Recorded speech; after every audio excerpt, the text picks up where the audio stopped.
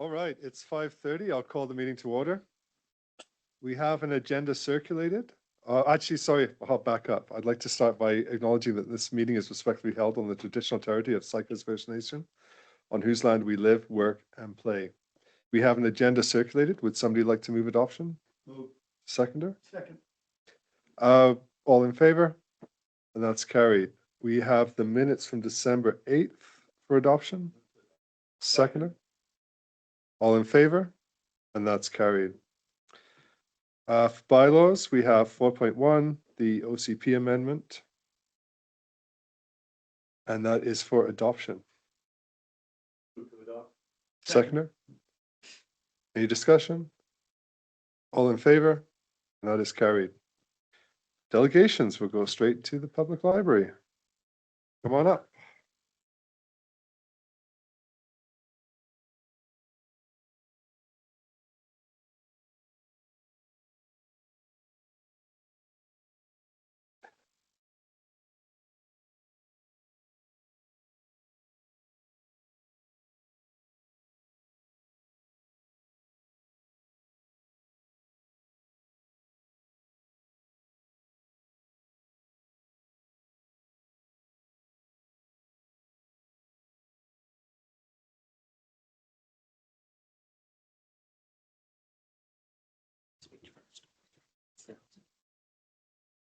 It's on.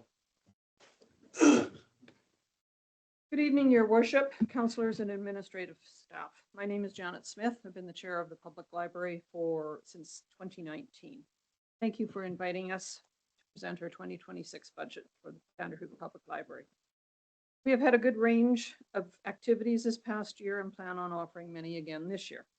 We continue to find new ways to engage with the public library users while continuing other programs and protecting our space to keep it safe for our core user group. We have had a very challenging year again. There is still a group of youths that seem to have total disrespect for the library. As some of you may have noticed, our picnic table has been broken.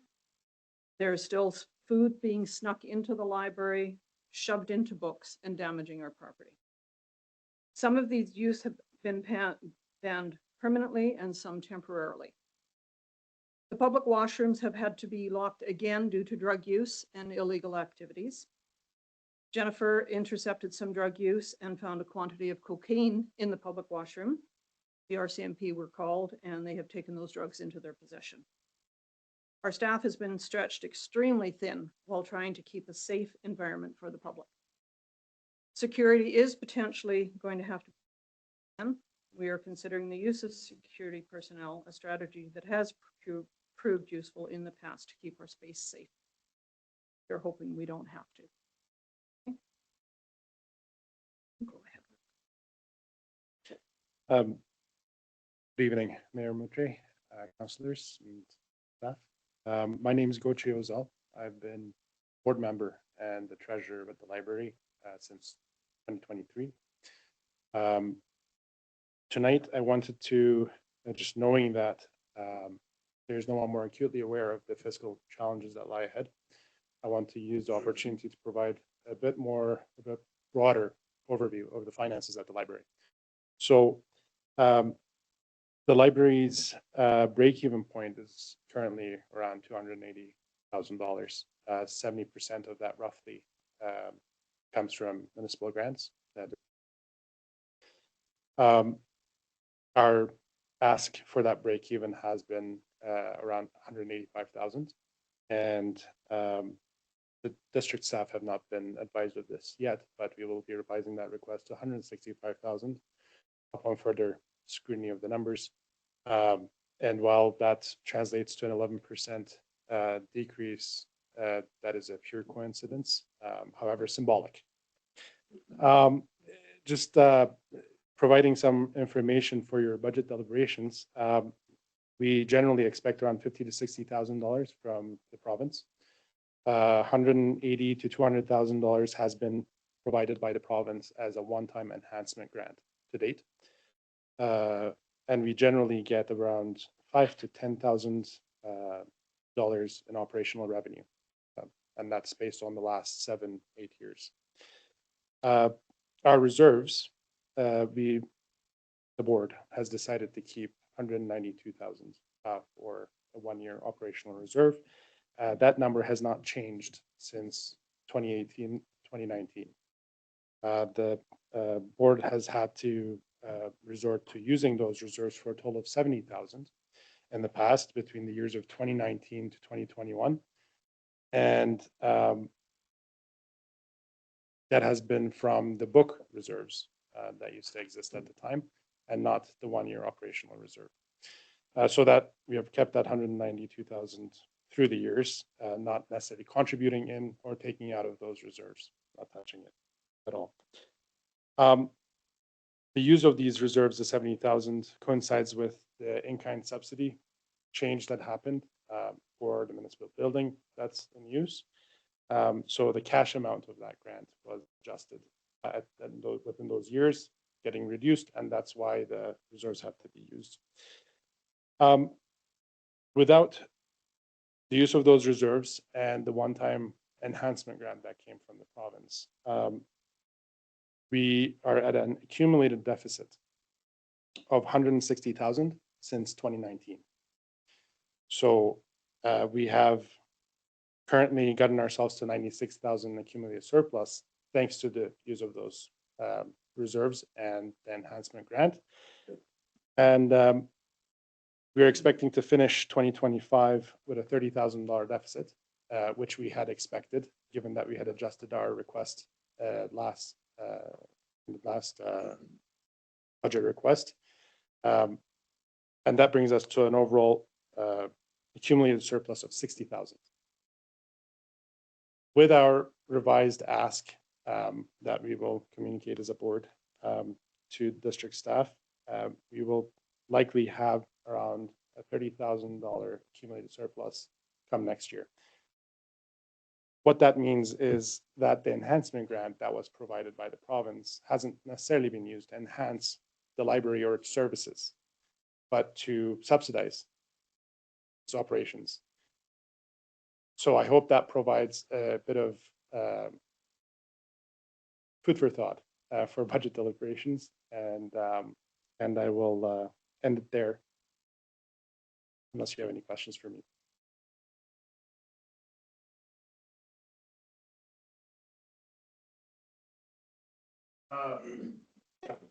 Probably not to do with the budget directly, but I'm going back to the issues that Janet talked about, and that it's a challenging year. Last year was first year I think we started talking about, or maybe it was the year before, and then we got drug use.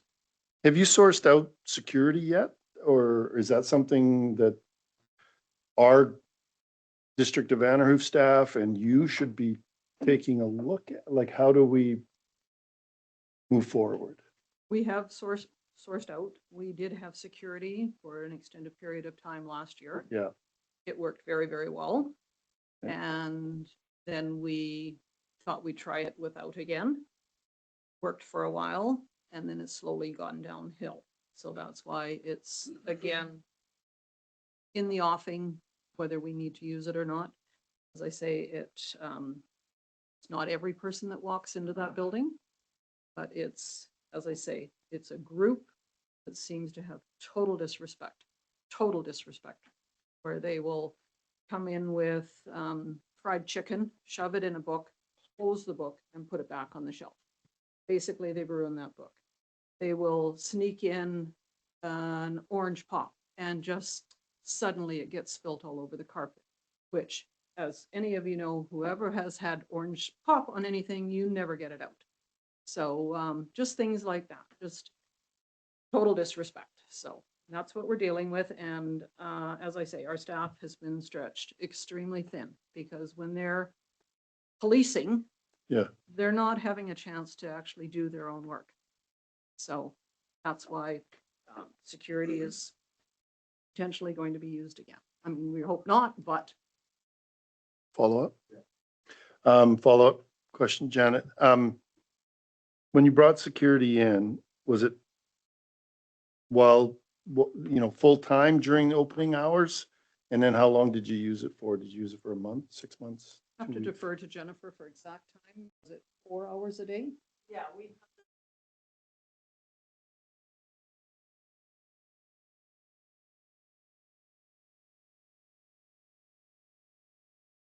follow up again. Do I? No, yeah, I'm not going to ask the how much question. I will ask the question, is it school hours? Jennifer? Starts during school hours. And goes after school? Thank you. Okay, thank you. And I'll just chime in there too, and I think Councillor Frankel, in the past, you've just suggested that maybe we should have a little bit of a working group, have a sit down and talk about that issue. And I think that's something that we could get back on the plate and have a look from multiple views of how we can attack that problem, right? That So would be let's appreciated. flag that as something to do. Anybody else? Is Councillor Yap. that still free and open and available to everyone? So it's just open, so you go there at any point. You can.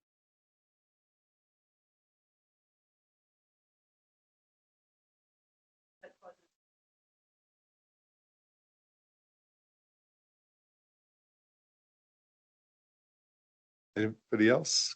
Councillor Lozay. Shoot, sorry.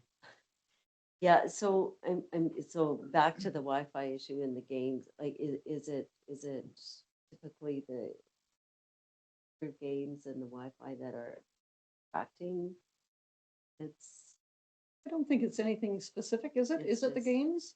Yes. Okay. Yes. Jane, could you come up to the podium, please? Nobody in recording. So, the younger kids, that have been a new problem for us, they are particularly attracted.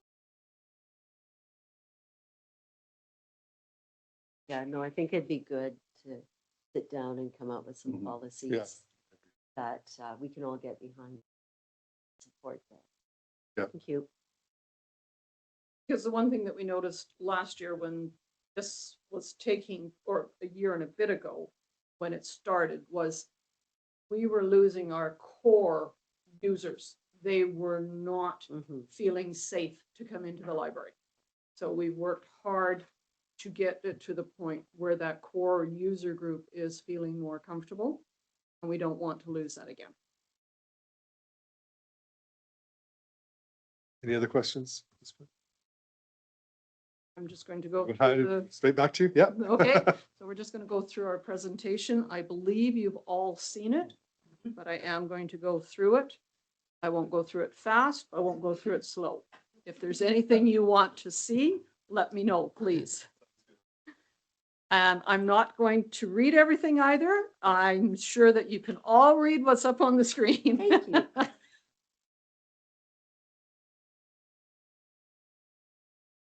And if there's anything, just please stop me.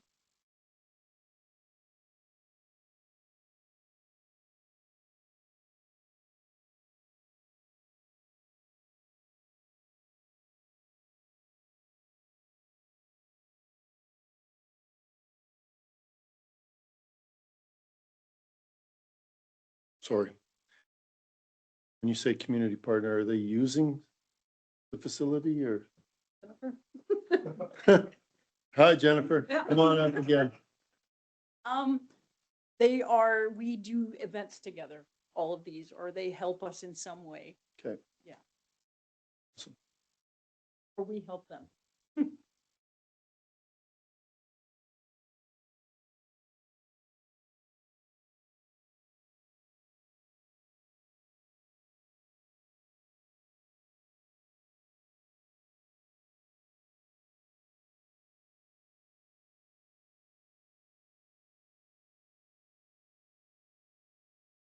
Please. I hate silence. Yeah. I hate strong word, sorry, I shouldn't use that. Do you see the trend moving forward? I'm interested that we've seen a mill closure a year ago and our numbers have gone up at the library. That's kind of an interesting thing for me. And do you see that trend maybe moving upwards in 2026 to person visits? A lot of that had to do with the programs we offered for retraining. Okay. Go ahead, Jennifer. Yeah, it is definitely a trend that we expected. Okay. I think it's gonna see more.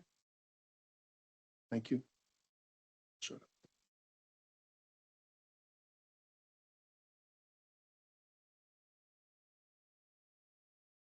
And again, as you can see, the programs that we're offering are more as well, so. I just want to add that this, digital services are starting to get offerings and and it also happens expensive service to provide. But the numbers have doubled.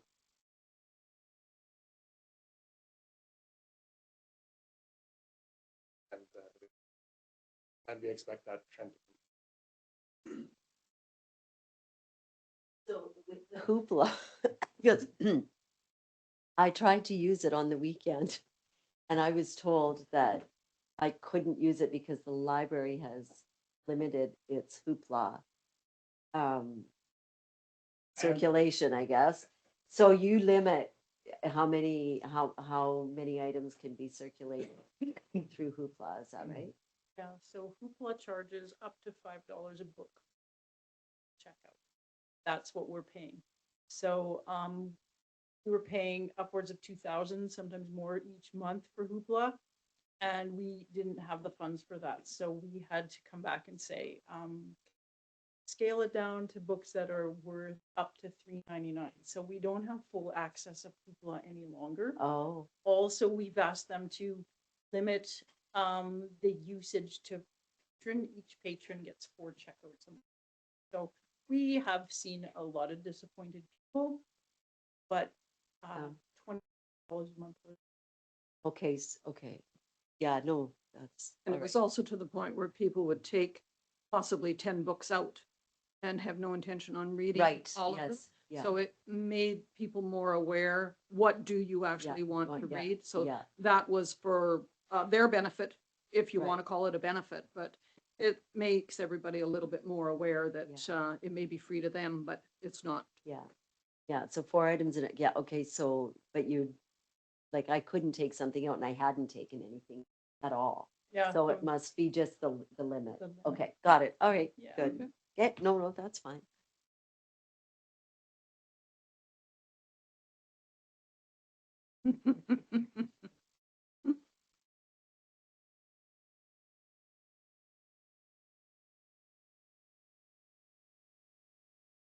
From 2020 to 2025. For 2025, you've got adult programs that have increased quite a bit, but it says in the slide deck that children programs are 2.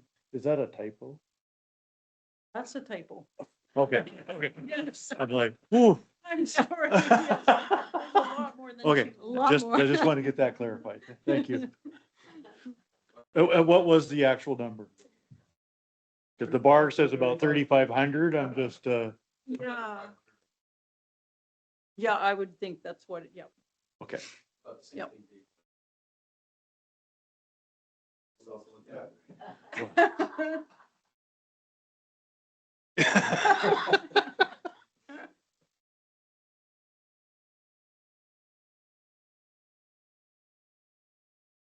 Geez, 4,600.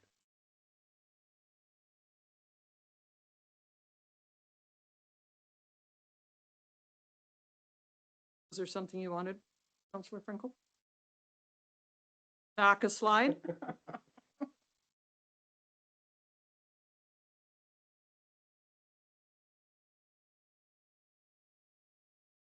Just want to slide 70%. Grant. But Mhm. knowing full well that we are straightening out.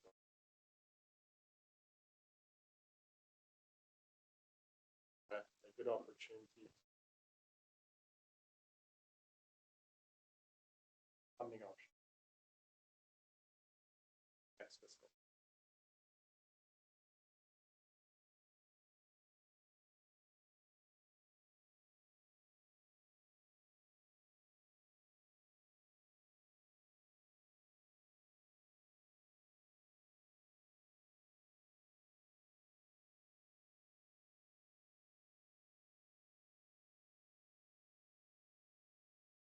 Okay.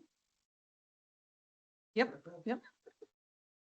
Do you want a certain slide up? No, no, thanks. Two things, and maybe one's for a selfish reason. You don't have any, area that, you would be able to record podcasts or anything like that in your, you know, you talked about your electronic side of things or, you know, given any thought to that? Seeing that podcasts are becoming more and more, you know, I don't have the facility, I don't, but if you had the mic and the camera and all of that, somebody come down. Technically, we have what we need to do. The problem being that the room is rarely available or a quiet Okay. space available for somebody to use, but we can look ahead and people can book with us and do that. Now, that being said, there are people that come in there and do podcasts or little videos and stuff in there Okay. frequently. So Okay, So, that's neat, yeah. yeah, And then the other one was, I thought, did we write a letter to the province during this whole cutback scenario that we saw last year about, and are you seeing that provincial operating subsidy being cut back further, or what are you hearing? here, that's been froze now till 20. What?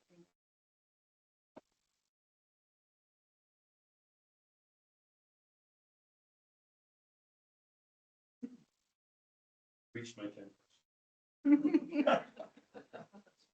14. No, with those challenges with kelp being not funded, you know, I'm excited to see what you do and to make sure that something stays. I think that's such an important program that I'm really happy to see that you're gonna keep on going with that charge.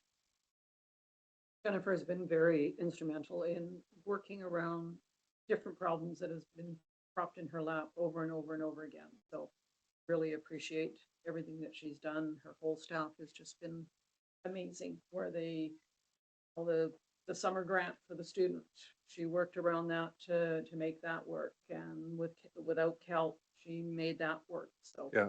And we agree 100% it is. So. Councillor Lozay. Yeah, I just want to add that the library has changed, evolved a lot in the last 20 years even.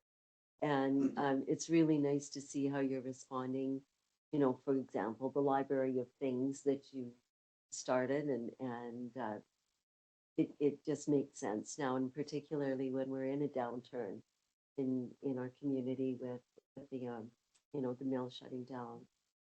But Those services are we needed. put the more. steamer on hold for Councillor Frankel and he hasn't come by.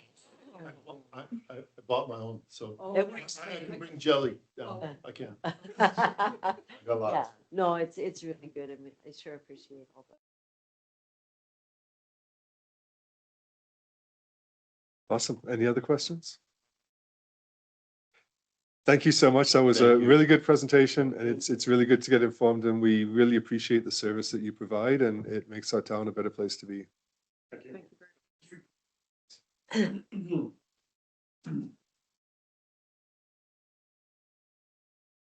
Hey, Sergeant Day, you're up.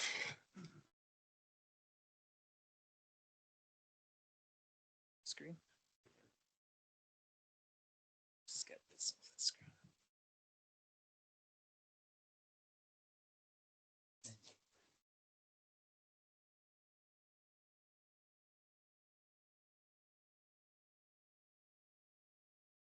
Mr. Mayor, councilors, staff, thank you for inviting me here tonight to present the annual RCMP report. Just as a recap of our current Vanderhoof detachment establishment, it's the same as last year. 14 regular members assigned to the detachment, and the breakdown is as follows. There's 10 frontline constables for general duty, 1 constable funded under the community tripartite agreement with Sycus First Nations, 2 corporals and 1 staff sergeant. We currently have 1 hard vacancy and another in March due to transfers. So a hard vacancy is an actual position where that needs to be filled. We have 2 soft vacancies and we'll have a third as of May of this year. Those are soft vacancies are characterized as leave without pay or off-duty sick or graduated, return to work, those sort of situations. Each year, we have an annual performance plan, and I'm going to describe the annual performance plan for 2025. So this is an annual plan completed by each RCMP detachment. It identifies strategies to address areas which have been deemed a priority within the detachment. These plans are based on the fiscal year cycle and include quarterly reports. Many of the strategies are multi-year and include local initiatives, as well as regional and provincial ones. So the Vanderkoof Detachment's current annual performance plan is as follows. The first one is enhanced road safety. That's through traffic enforcement, through violation tickets, notice and orders or warnings, impaired driving enforcement initiatives, and so forth. The second one is contributing to relationship building with Indigenous communities, reconciliation initiatives. We reach those goals through initiatives such as youth initiatives, cultural awareness initiatives, frequent meetings and communication with chief and council, and through other enforcement initiatives on reserve. The third one is crime reduction. We attain this through, right now it's being measured through drug seizures and enforcement targeting drugs in the community. Also, intelligence gathering is something that we focused on in 2025 with reference to prolific offenders, drugs in the community, etc. Lastly, the priority was workplace employee wellness and respect. So through this, we provide mental health supports and information to our members and employees. And we also we provide recognition efforts as well to ensure that obviously their work that they're doing is recognized. So it's time for the community consultation to establish detachment priorities for this next fiscal year 2026. So the federal fiscal year, of course, is April 1st through to March 31st. So I'm going to go through some statistics as to 2025.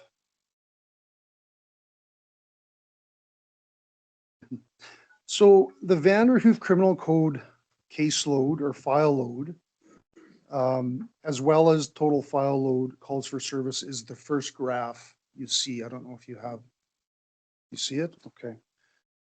So total files, we're going to start with lowest. We have the lowest overall calls for service in 5 years, which is an interesting trend for us. It hasn't necessarily been the case for the last several years. So this is a good sign in some respects. Some of the factors that contribute to this are we're finding that there are less prolific offenders being in community currently through various reasons, whether they're being incarcerated or they have just left the community due to various reasons. We're not sure why there's such a marked difference in calls for service. There's actually 256 less calls for service in 2025 compared to 2024. And for criminal code files, there's 240 criminal code files less than in 2024. So that's a fairly marked improvement, you could say.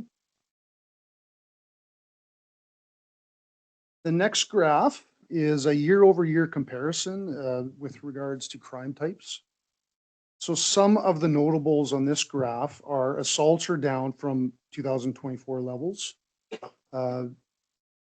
There was 120 in 2025 as compared to 139 in 2024. The break-in enter average is the same. Cause for disturbance or intoxicated in public files are down significantly. When I say significantly, we're at 205 for 2025 compared to 278 in 2024. That's a definite marked improvement. Our thefts are down by a fair margin. Our motor vehicle collisions are up slightly, unknown as to why. It's really hard to track and determine, reason and cause for for those sorts of things. Impaired driving and immediate roadside prohibitions are down significantly. I would say part of the reason for that is it's due to our resources a lot, and our ability to proactively enforce. Members, constables being out on the roadway, searching for impaired drivers and that sort of thing. They just didn't have as much time this year, even though that the file count was down. And like I say, that's largely due to our resourcing levels and circumstances. The next graph is criminal code caseload per member. So this data is taken from the Police Resources in British Columbia, published 2020 to 2023. They're always 2 years behind. That's why the most recent we have on this graph is 2023. So comparisons with the provincial average trend of criminal code caseload per member continued in 2023, with Vanderhoof detachment being higher than the provincial average. This has been the trend for several years now, and I don't see that changing anytime soon. So that's our report for the year. I'm just going to say a little bit about the new build. So the new build timeline has not changed. I am being told, unfortunately, 2032 still for that, as far as getting it going, planning, and so on and so forth. Any questions?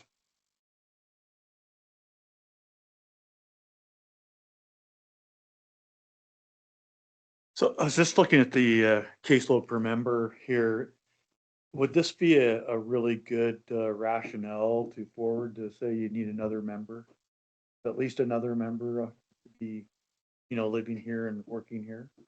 Because it looks like if you had probably another person here, it'd probably even out to be closely matching the provincial averages. Yeah, it always helps. Absolutely, yeah. It's a tough one because right now there are so many, the province has told the RCMP to reduce their spending. And with that, the province, the contract with the province, it's difficult to increase numbers right now. That being said, I appreciate what you guys do every year. I know you guys, you certainly go to the UBCM and help us out there with just keeping Vanderhoof in the forefront, and the fact that Vanderhoof should be a priority, not only for resources, but for a new build, et cetera. But yeah, no, absolutely. Never say no, right? Yeah, Always- no, right. Yeah.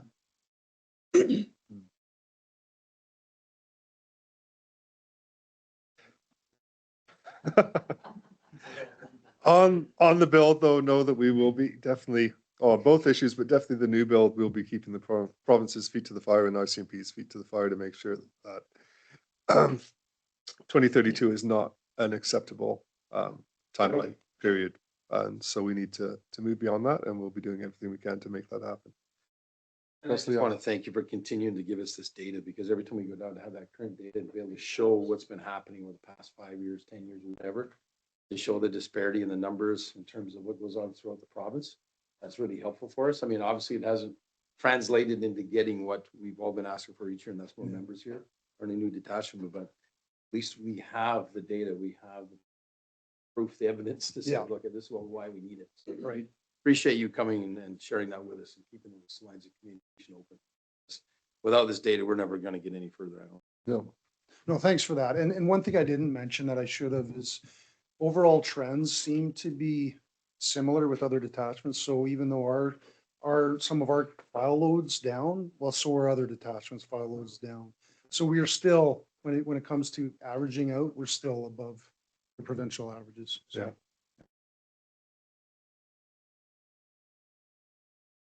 Good. Should we move on to the, don't have the stats in front of you. We all have the stats for December in our report. Anybody have any questions coming out of that? No. Put it down quite a bit. Yeah. Which one, sorry? The stats for December from Yes. 280 down to 239 people. Yeah, no, it's a good, I think it's a good trend and Yes. hopefully we can continue, you know. Thank you very much. Thank you. Okay, moving on. We will go to CO reports, 6.1. Development Procedures Amendment Bylaw 1296.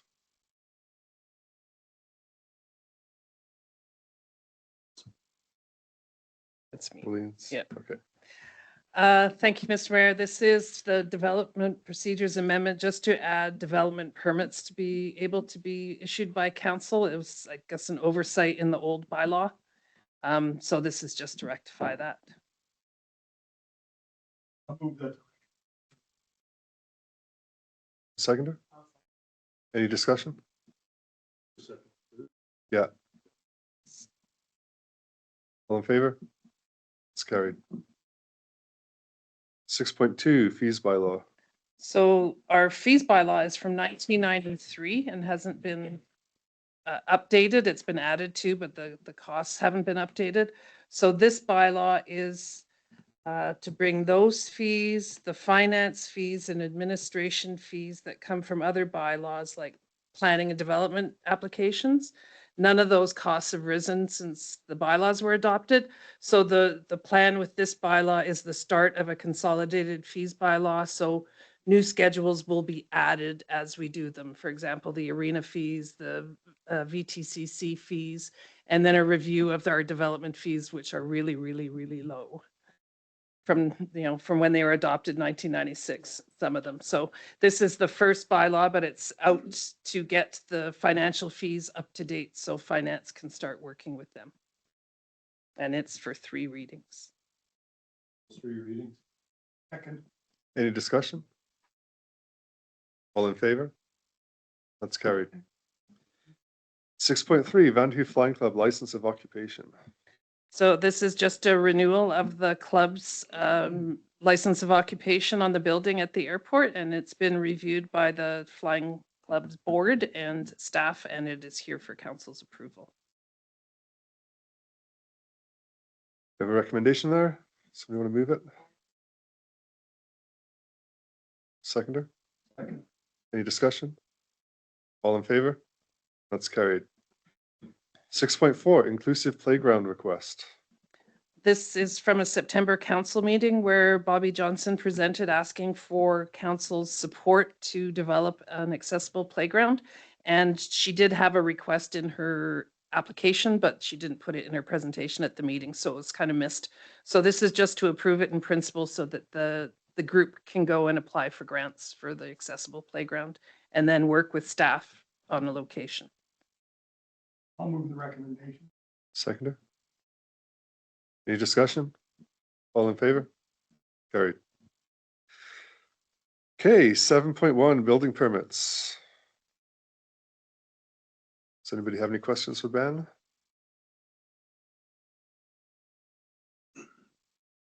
No? Go ahead, Councillor Frankel. Hey, Ben, you probably answered this before. When does the Burrard building permit get added? Or has it been? Yeah, okay, okay, thanks. Anything else? Nope, thank you. Yeah. And we've got council priorities on there to remind us of our strategic goals and keep that in mind as we're going through the processes. We'll move on to council items and we'll start with Councillor Frankel. Yeah, just a couple. A couple centennial meetings already this month, January 6th and 8th. And a reminder that we have the fireworks show the 22nd at 7 p.m. at Riverside Park. I think everything for the big event in the summer is coming along pretty well. I think we're 5 months into planning this thing and we've got 6 to go. So the mayor and myself attended a meeting at SICAS with their land committee. I thought that was a really good meeting. You know, I think there's a lot of work to be done with our neighboring communities. Friday's meeting was a great step in moving forward. So hopefully we continue that. Other than that, there's just the constant phone calls on what, what we're trying to do today was community forest expansion and updating people where that is. So I'll let others talk to that. Thanks. So Lozier. No, so I have also attended some centennial meetings. On December 16th, I attended a library board meeting, and the library board has already talked about some of the issues with the washrooms having to be locked up. But something that would be interesting to get some feedback on, the library is closed between Christmas and New Year's this year, which I have no issue with, and I think a much needed break was certainly due to the staff, but it would be interesting to get some feedback from community and see how the community. So we'll be discussing that at our next. That's it for me. Councillor Young. Just centennial meeting since the last time we met, and I have one with the new facility being built tomorrow. Not being built tomorrow, but the meeting will be tomorrow. Well, we wish it was being built tomorrow, but anyway, coming up soon. But nothing further to report on that until tomorrow. Okay, well, keep us updated on that. It's exciting as we're actually moving into Yeah. getting close to tender now. So perfect. Councillor Vandola. Thanks. We had our community liaison committee meeting with Artemis Gold here just before Christmas. They announced that they will be going forward with their phase 2 of the project. That'll be a $1.44 billion upgrade to the site. Essentially, a site that a lot of us have been down to. They're building a completely separate new facility adjacent to the existing one, so doubling their capacity. They currently have about 900 people working down there, and it'll jump up to about 1,200 during the new construction. And so there's going to be, a bunch of opportunities there. One of the challenges that we have with some of our local displaced forestry workers is making sure that they access the business directory and get their information in there, because they only hire off that directory. So that'll be getting going here on the new phase 2, which is years ahead of when it was originally planned. And a lot of it has to do with gold prices being at $4,000. So it certainly doesn't hurt them going forward with that. So yeah, really exciting news for Artemis Gold. Attended a water engagement initiative meeting today. Essentially just going over the NE2 project proposal that Rio Tinto and the collective First Nation communities are going forward on the kind of the cold water release facility at Kinney Dam. Still lots of, it's just in its infancy right now, but they did provide some design work, what the cold water facility will look like as well. Started to talk about what the dredging kind of program or project will look like at Tatsuneros. Again, these are all projects that are kind of still in the infancy with Rio Tinto and the First Nation partners. So we'll stay in touch and see how that goes. But certainly the dredging of Tatsuneros is needed, especially with the low reservoir levels. It gets down to that 2790, and then just the height differential between Tatsa Lake and the rest of the reservoir is just not allowing enough water to go through to provide the necessary cubic meters of water to turn the turbines at Camano. So, and that's it for me. Councillor Bowman. Same as everybody else. I was at the WEI meeting. I couldn't attend the last centennial meeting because I sounded like some kind of demented seal. And it's going away, but it's not completely gone yet. And but I have been working on centennial stuff. So that's it for me. Good. Yeah, I was at the WEI meeting again today, and again, not any more information really than what we were presented with before. As Councillor Frankel said, we met with the Lands Department from Sycos. It was a really good meeting and excited to see some outcomes coming from that. So we'll keep that moving along. And keeping with Sycos, I will be there on Wednesday for the AGA to give a little bit of an opening speech on the second day. Had some good meetings with CNC before the Christmas break, really focusing down on the LPN program and really trying to build a business case around providing that in Van Hoof. We are reconvening to talk about that again on the 23rd. So I'm excited that we might be able to make something happen. And I have been talking with some industrial partners on looking at if we could find a way. It's going to have to be a smaller cohort here for the amount of positions we have. So is there a way for industry to offset some of that cost to make it happen, or to observe, if not absorb some of those LPNs into their programs? As camps and that come in, they're going to need nursing, right? So is that opportunity as well?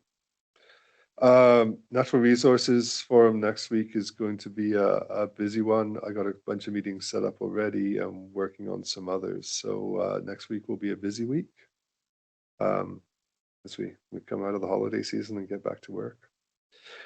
We do have an action item from the Centennial Committee, which is that Shelley Funk be appointed to the Centennial Committee. Would somebody like to move that? Seconder? Yeah. All in favor? And that's carried. Okay, with that, oh, yeah, go right ahead, Councillor Lozzie. Just around the WEI, and they were talking about the spillway again at Kenny Dam. Has that feasibility study been completed? No, they're moving into pre-feasibility. Oh, It's a long way off. okay. Along quick. Okay, good. Just wondering. Thank you. Okay, any other questions from the council reports? With that, I will declare us adjourned.